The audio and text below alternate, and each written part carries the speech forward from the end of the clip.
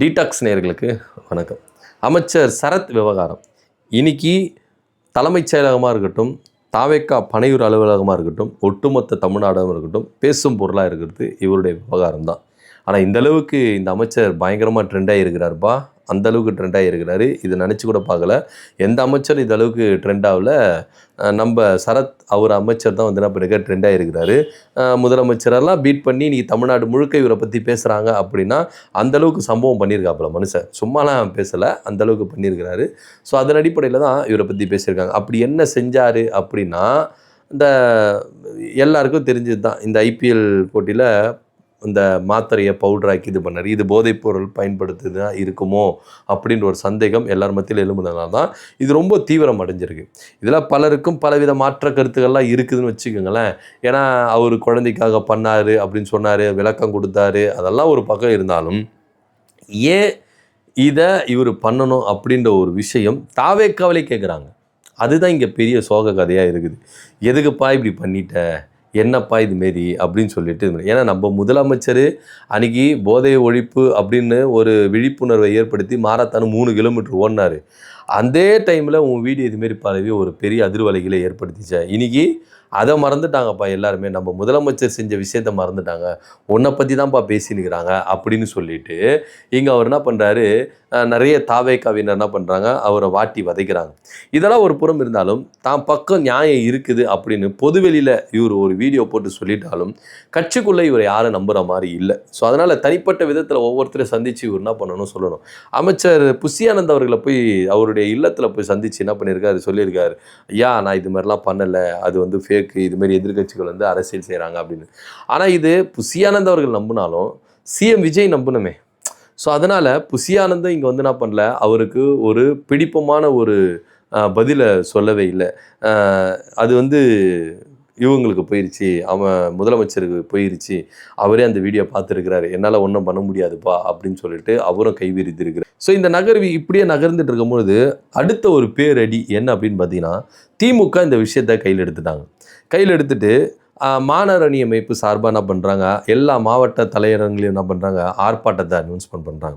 ஆர்ப்பாட்டத்தை அனௌன்ஸ்மெண்ட் பண்ணிவிட்டு அங்கங்கே போலீஸ் கெடுபிடிகள் பயங்கரமாக இருக்குது. ஒரு சில மாவட்டங்களெல்லாம் போராட்டமே நடத்த விடலை, பர்மிஷன் வந்து தரலை, அப்படி இப்படின்னு சொல்லிட்டு ஏகப்பட்ட குளறுபடிகள் நடக்குது.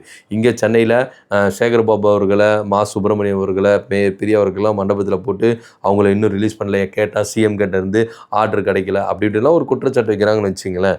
ஸோ இந்த மாதிரி விவகாரம்லாம் இங்கே நடந்துக்கிட்டே இருக்குது.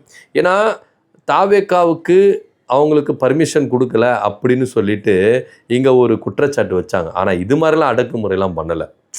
ஒரு போராட்டம் அப்படின்னும் போது ஜனநாயக நாட்டில் எல்லாரும் போராடினாங்க, இன்க்ளூடிங் அப்போது திமுக ஆட்சி காலத்தில் கூட்டணி கட்சிகளான விசிகா, மதிமுக, சிபிஐ, சிபிஎம் போன்ற கட்சிகள் கூட போராட்டங்கள் பண்ணாங்க. சாம்சங் ஊழியர் விவகாரத்தில் போராட்டம் பண்ணாங்க, தூய்மை பணியாளர் விவகாரத்தில் போராட்டம் பண்ணாங்க. அதே போல் வந்து பார்த்திங்கன்னா டாக் ஜியோ அப்படின்ற அமைப்பெல்லாம் வந்து என்ன பண்ணிச்சு, போராட்டம் பண்ணிச்சு. ஸோ இந்த அளவுக்கெல்லாம் ஒரு கொடுமைப்படுத்தலுன்னு வச்சுக்கோங்களேன். ஸோ அப்படி பார்க்கும்பொழுது போராடுகிறவர்களை, அதுவும் தன்னுடைய கட்சியை சேர்ந்த ஒரு அமைச்சரை எதிர்த்து போராடுறாங்க அப்படின்னும் போது அடக்குமுறை அப்படின்ற ஒரு விஷயத்தை கொண்டு வராங்க தாவேக்கா அரசு. ஸோ இதெல்லாம் இப்படி போயிட்டு இருக்கும் பொழுது அவர் அமைச்சர் பதவியிலேருந்து நீக்கணுங்க. இதுதான் எங்கள் பிரதான கோரிக்கை. ஒரு அமைச்சர் போதைப் பொருளுக்கு இது மாதிரி யூஸ் பண்ணி ஒரு வீடியோ வருது, இது இளைஞர்களுக்கு ஒரு தவறான பாதை, அதனால் இந்த அமைச்சர் பொறுப்பில் இருக்கக்கூடாது, ராஜினாமா பண்ணணும், அமைச்சரை நீக்கணும் அப்படின்ற ஒரு கோரிக்கையோட திமுக வந்து என்ன பண்ணுது, ஒரு மாபெரும் ஆர்ப்பாட்டத்தை, போராட்டத்தை தான் என்ன பண்ணுறாங்க, அனௌன்ஸ்மெண்ட் பண்ணி போராடுறாங்க. இப்படியா இருக்கும் பொழுது அமைச்சருக்கான இந்த எதிர்ப்பு நிலை அப்படின்னு ஒன்று இருக்குல்ல, முதல்வர் தரப்புல இருந்தும் சரி, கட்சியில் இருந்தும் சரி, அது அதிகரிக்கிறத பார்க்குது. இன்னும் சொல்ல போனால் முதலமைச்சர் விஜய் அவர்கள் அமைச்சர் சரத் மேலே செம்ம கடுப்பில் இருக்கிறாரு, காண்டில் இருக்கிறாரு அப்படின்னு சொல்லுவாங்க. ஏன்னா ஆட்சிக்கு வந்து கொஞ்ச நாளைக்குள்ளேயே இப்பேற்பட்ட ஒரு சர்ச்சைகள் கிளம்பி இது பூதாகரமாக மக்கள் மத்தியில் போய் வெடிக்க ஆரம்பிக்குது. இப்போ மக்கள் எல்லாருமே கேள்வி கேட்க ஆரம்பிச்சிட்டாங்க. என்னங்க போதையில்லா தமிழ்நாடு, போதையில்லா தமிழ்நாடு அப்படின்னு சொன்னீங்க, என்னவோ போதைப் பொருட்களை வந்து திமுக தான் டிஸ்ட்ரிபியூட் பண்ணிச்சு, வித்துச்சு அப்படின்லாம் கதை குத்திங்க. இன்றைக்கி உங்கள் அமைச்சரே இந்த மாதிரி ஒரு வழக்கில் மாட்டியிருக்கிறாரு, என்னங்க இது அப்படின்னு சொல்லிட்டு தாவேக்காவை கேள்வி கேட்க மக்கள் ஆரம்பிச்சிட்டாங்க. ஸோ நீங்கள் எதிர்கட்சிகள் கேட்குறத விடுங்க, மக்கள் கேள்வி கேட்க ஆரம்பிச்சிட்டாங்க. அதுக்கு என்ன பதில் சொல்ல போகிறீங்க அப்படின்னு ஒரு கேள்வி இருக்குல்ல. ஏன்னா மக்கள் கேட்குற கேள்விக்கு உங்களால் பதில் சொல்ல முடியாது. ஸோ அப்படி இருக்கும்பொழுது விஜய் அவர்கள் செம்ம கடுப்பில் இருக்கிறாரு. இந்த விவகாரம் இப்படி பூதாகரமாக கிளம்புன உடனே இது உளவுத்துறைக்கு போகுது இந்த புகார். என்னன்னா உளவுத்துறை ரிப்போர்ட் கொடுக்கட்டும், அவங்க விசாரணை செய்யட்டும். அவரை நேரில் கூப்பிட்டு விசாரணை செய்வாங்களோ இல்லை எப்படியோ உளவுத்துறை விசாரணை பண்ணட்டும், அவங்க ஒரு ரிப்போர்ட்டு கொடுக்கட்டும். அந்த ரிப்போர்ட் பேஸ் படி ஒரு நடவடிக்கை எடுக்கலாம் அப்படின்னு சொல்லிட்டு முதல்வர் தரப்பிலிருந்து இந்த வழக்கு வந்து பார்த்திங்கன்னா உளவுத்துறை கிட்ட போகுது இந்த புகார். இந்த புகாரை உளவுத்துறை எடுத்து எப்படிலாம் விசாரணை பண்ண போகிறாங்க அப்படின்றதான் அடுத்த கட்ட நகர்வு அப்படின்னு இருக்கும் பட்சத்தில் இன்னொரு வீடியோ வந்து என்ன பண்ணுது, பூதாகாரமாக கிளம்புது. ஒரு பீச்சில், வெளியூரில் நினைக்கிறேன், ஒரு பீச்சில் ஒரு டின்னோட ஒரு என்ன பண்ணுறாரு, தண்ணியில் நடந்துட்டு வராரு. இது பார்க்குறதுக்கு ஒரு பாட்டில் மாதிரி இருந்தாலும் ஒரு ஜூஸா இல்லை எனர்ஜி ட்ரிங்கா இல்லை என்ன அப்படின்னு நம்மளுக்கு ஒரு மதுவா என்ன அப்படின்னு நம்மளுக்கு தெரியல. ஆனால் ஒரு டின்னு மாதிரி தான் தெரியுது. இப்போ நீங்கள் வந்து உதாரணத்துக்கு பாண்டிச்சேரிலாம் போனீங்கன்னா டின் பீரு அப்படின்னு ஒன்று இருக்குல்ல, ஸோ அந்த மாதிரியா என்ன அப்படின்னு நம்மளுக்கு தெரியல. அது அமைச்சர் சரத் அவர்கள் தான் தெளிவுபடுத்தணும் அப்படின்னு சொல்லிட்டு, ஏற்கனவே இந்த பவுட்ரு விஷயத்துக்கே வந்து என்ன ஒரு விளக்கம் அப்படின்னு நம்மளுக்கு தெரியல. ஸோ இதுக்கு என்ன விளக்கம் கொடுக்க போகிறாரு அப்படின்றதும் நம்மளுக்கு ஒரே குழப்பமாக இருக்குது.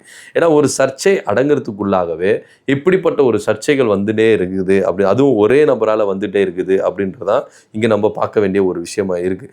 தயவுசெய்து யாருன்னா ஒரு இன்ஸ்டா பேஜை வந்து க்ளோஸ் பண்ண சொல்லுங்கள், இல்லை பிளாக் பண்ண சொல்லுங்கள் அப்படின்னு தான் எல்லாரும் சொல்லுங்கள். ஏன்னா ஒரு இன்ஸ்டா பேஜை எல்லாமே நுணுக்கமாக போட்டு என்ன பண்ணுறாங்க, எல்லா வீடியோ எடுத்து என்ன பண்ணுறாங்க, ரிலீஸ் பண்ணிக்கிட்டே இருக்கிறாங்க. ஒரு சர்ச்சை அடங்கிறதுக்குள்ளே இன்னொரு சர்ச்சை வந்துடும் போல இருக்குப்பா அப்படின்னு சொல்லிட்டு இன்னும் என்னென்ன இருக்குது அப்படின்னு நம்மளுக்கு தெரியவே இல்லை. இது எல்லாமே என்ன பண்ணுறாங்க, ரிலீஸ் பண்ணிக்கிட்டே வராங்க. இப்போ விஷயம் என்ன அப்படின்னா, சரத் அவர்கள் சிஎம் பார்க்கறதுக்கு டைம் கேட்டிருக்கிறாரு. ஆனால் சிஎம் டைம்லாம் கொடுக்க முடியாது, செம்ம கடுப்பில் இருக்கிற அவர் அப்படியே போயிட சொல்லுங்க அப்படின்னு சொல்லிட்டு சிஎம் தரப்புலேருந்து சொல்லப்பட்டிருக்கு. ஸோ அதனால் புசியானந்து கிட்ட பேசியும் இங்கே வந்து எடுபடலை. டைரெக்டாக சிஎம்ஐ சந்திச்சே நம்மளுடைய தரப்பு நியாயத்தை சொல்லிடலாம், நம்ம பக்கம் என்னென்ன மிஸ்டேக் இருக்குது அது எல்லாத்தையும் சொல்லிடலாம் அப்படின்னு ஒரு முடிவுக்கு வந்தாலும் சிஎம் தரப்பில் செம்ம காண்டில் இருக்கிறாங்க அப்படின்னு சொல்லப்படுது. ஸோ இந்த விவகாரம் இப்போது அப்படியே உளவுத்துறை கிட்ட போகுது. இந்த புகாரை உளவுத்துறை கையில் எடுத்து அவங்க விசாரணை செஞ்சு உண்மைத்தன்மை என்ன அப்படின்னு தீர விசாரிச்சுட்டு முதலமைச்சருக்கு ஒரு அறிக்கை கொடுப்பாங்க. அந்த அறிக்கையின் அடிப்படையில் இவருடைய அமைச்சர் பதவி பறிக்கப்படும் அப்படின்னு பேசப்படுது. இருந்தாலும் இது கட்சி ரீதியாக நீங்கள் பார்த்துட்டிங்கன்னா ஒரு கருத்து முன்வைக்கப்படுது. என்ன அப்படின்னு பார்த்தீங்கன்னா, எதிர்கட்சிகள் இங்கே ஆர்ப்பாட்டம் பண்ணுறாங்க, போராட்டம் பண்ணுறாங்க, கோரிக்கை வைக்கிறாங்க அப்படின்ற ஒரு காரணத்துக்காக நீங்கள் அமைச்சரை வந்து ராஜினாமா செஞ்சிட்டிங்கன்னா, இல்லை அவங்க அமைச்சர் பதவியிலேருந்து தூக்கிட்டீங்கன்னா, இது எதிர்கட்சிகளுக்கு ரொம்பவே சப்போர்ட்டிவாக இருக்கும், வலுவாக இருக்கும். ஸோ அதனால் இது வந்து நம்ம கொஞ்சம் விட்டு பிடிக்கலாம். இப்போ அவர் அந்த அமைச்சர் பதவியிலேருந்து தூக்க வேண்டாம், ஒரு 2-3 மாதம் கழிச்சு அமைச்சர் விரிவாக்கம் அப்படின்ற ஒரு பேரில் நம்ம என்ன பண்ணலாம், அமைச்சரை தூக்கிடலாம் அப்படின்னு சொல்லிட்டு தான் கருத்துக்கள் சொல்லப்படுது.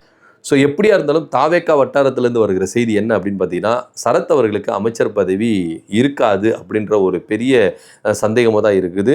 அமைச்சர் செய்த விவகாரத்துக்கு சிஎம் அவர்களும் செம்ம கடுப்பில் இருக்கிறாரு. ஏன்னா மக்கள் மத்தியில் ஒரு கெட்ட பேர் வந்துருச்சு. ஸோ அதனால் சிஎம் அவர்கள் உளவுத்துறை ரிப்போர்ட்டை கொடுத்து என்ன மாதிரி ஒரு முடிவெடுக்க போகிறாரு அப்படின்னு தெரியல. சரத் அவர்களுக்கு அமைச்சர் பதவி கிடைக்குமா கிடைக்காதா, இதை பற்றியோட கருத்து என்ன அப்படின்னு கீழே கமெண்ட் பண்ணுங்கள். நன்றி, வணக்கம்.